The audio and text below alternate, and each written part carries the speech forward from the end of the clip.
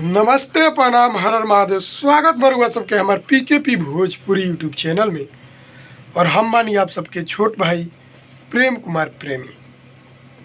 फिर से स्वागत बा हमारे पीकेपी भोजपुरी यूट्यूब चैनल में।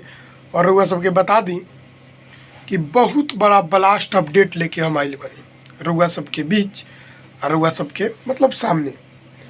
रुआ सबके बता दी कि एगो बहुत बड़ा एल्बम रिलीज भइल बा समर सिंह ऑफिशियल से। समर सिंह भैया के गाना जवन काफ़ी भोजपुरी में तांडव मचा रहा बा।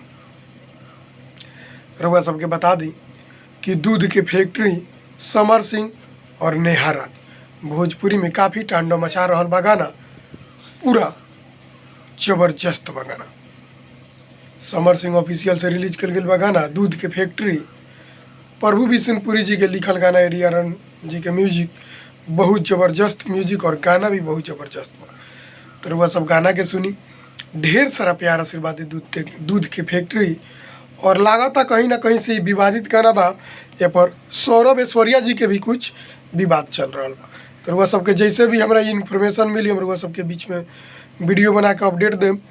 तब के लिए दूध के फैक्ट्री समर सिंह ऑफिशियल से गाना के सुनी। समर सिंह नेहा राज जी के गाना दूध के फैक्ट्री बहुत ज़बरदस्त गाना बा।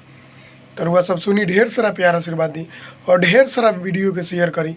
और हमारे पीकेपी भोजपुरी यूट्यूब चैनल के सब्सक्राइब करी और हमारे वीडियो के लाइक करी और शेयर ज़रूर करी। तब के लिए बाय।